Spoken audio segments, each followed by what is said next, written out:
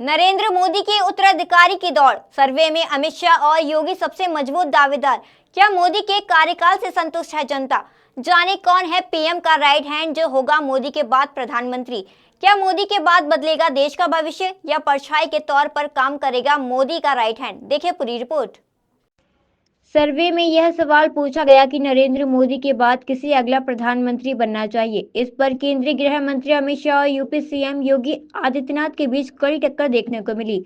Bharatiya Janata party एक के बाद एक कई विधानसभा चुनावों में मिली जीत से फिर से लय में वापस आ गई।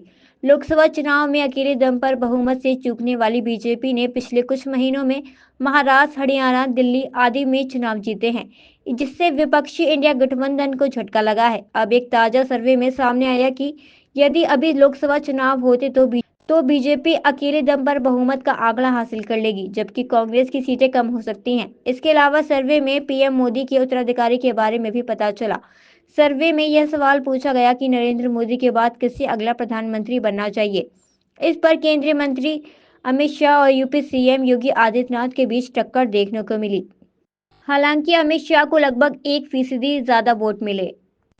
इंडिया टुडे के मूड ऑफ द नेशन सर्वे में 26.8% लोगों ने कहा नरेंद्र मोदी के बाद देश का अगला प्रधानमंत्री अमित शाह को बनना चाहिए। वहीं यूपी सीएम योगी आदित्यनाथ को 25.3% लोग चाहते हैं वे देश के अगले पीएम बने। इसके अलावा नितिन गडकरी को 14.6% लोग, राजनाथ सिंह को 5.5% लोग और शिवराज सिंह चौहान को 3.2% लोग ने वोट दिया है कि वे अगला इन्हें पीएम देखना चाहते हैं। इतना ही नहीं, सर्वे में लोगों से पूछा गया कि देश का अब तक का सबसे बेहतरीन पीएम कौन है। इस पर पीएम मोदी को 50.7% वोट मिले, जबकि 13.6% लोगों ने मनमोहन सिंह को चुना, जबकि 11.8% लोगों ने अटल बिहारी वाजपेयी को चुना। वहीं 10.3% लोगों ने इंदिरा गांधी को सबसे बेहतरीन प्रधानमंत्री बताया।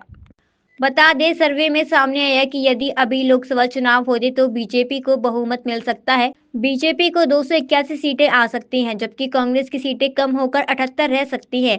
हाल के चुनाव में कांग्रेस को 99 सीटों पर जीत मिली, जबकि बीजेपी को 240 सीटों पर विजयी रही थी। बता दें, यह सर्वे सी वोटर एजेंसी ने किया है। सर्वे एजेंसी का दावा है कि उसने यह सर्वे करने के लिए 1,25,123 लोगों से बात करके उनकी राय ली